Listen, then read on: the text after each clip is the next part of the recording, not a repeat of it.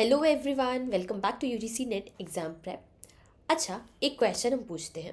आप बताइए कि कौन डिसाइड करता है कि बैंक को कितना लेंड करना है। तो इसका आंसर है बेसल नॉर्म्स। बेसल नॉर्म ही डिसाइड करेगा कि बैंक को कितना मनी लेंड करना है इन द इकोनॉमी।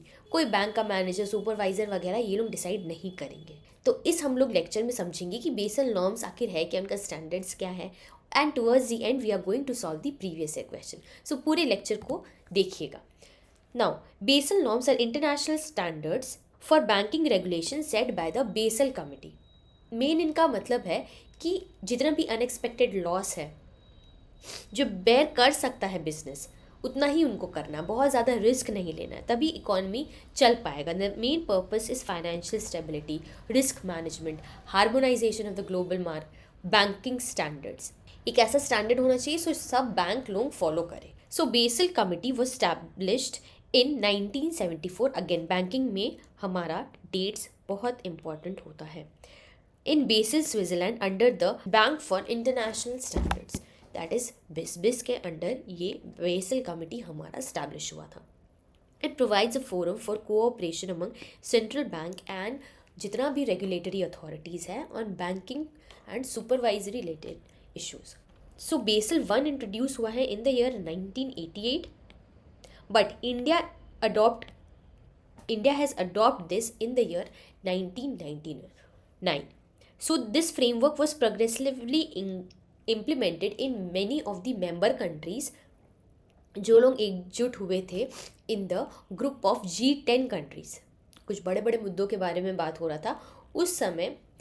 1992 में जा करके ये इम्प्लीमेंट होना स्टार्ट हुआ, तो इंडिया तक आते आते 1999 हो गया था। Basel one mainly focused on credit risk, that is risk of borrowers जो कि मनी नहीं दे रहे हैं, नॉट पेइंग द लोन्स, और कैपिटल उनको कितना कम रखना है minimum, and then further they can lend. ये दोनों इनके अंडर आता है। सो बैंक मस्ट कीप 8%, कितना है 8%। अब ये बेसल 3 जब हम लोग स्टडी करेंगे उसमें 9% हो चुका है।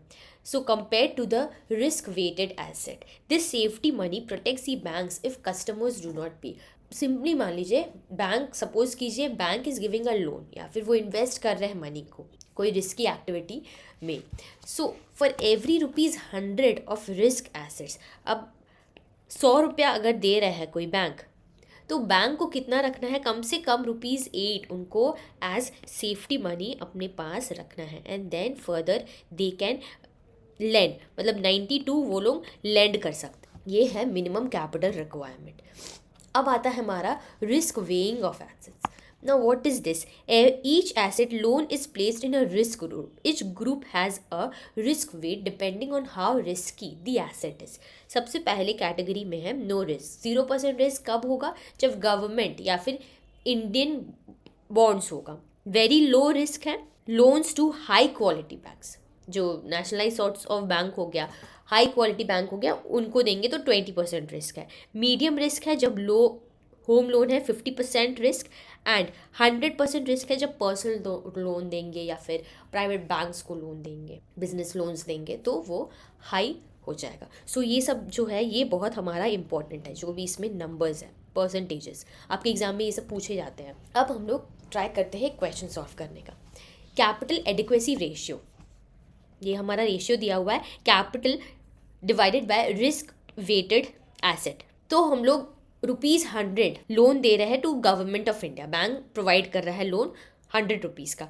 सो अब इसका हम लोग निकालेंगे, CAR is equal to capital divided by risk weighted asset, and risk weighted asset is equal to loan amount into risk wait.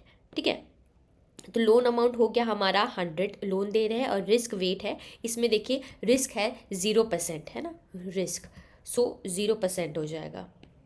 0% तो 0 हो गया, ₹0, एंड कार मिनिमम हमें 8% रखना है। सो कैपिटल हमारा कितना होगा, 8% इंटू 0 इज इक्वल टू 0, है ना। ₹0 हो गया हमारा कैपिटल, क्योंकि हम लोग बैंक क्या है, गवर्नमेंट को लोन दे रहे हैं, तो वो लोग गवर्नमेंट है तो वो लोग तो डिसॉल्व या फिर डिफ़ॉल्ट नहीं करेंगे, इसलिए रिस्क यहाँ हमारा 0 है। तो हमें पैसा नहीं भी हम लोग रखें, उसके ल्यू में पैसा नहीं भी रखें हम लोग अपने बैंक में तभी भी काम चल जाएगा। अब दूसरा एग्जाम्पल देखिए, loans which is given to the private company, 100% risk हो जाता है इसमें, है ना। अब इसको भी सॉल्व करते हैं।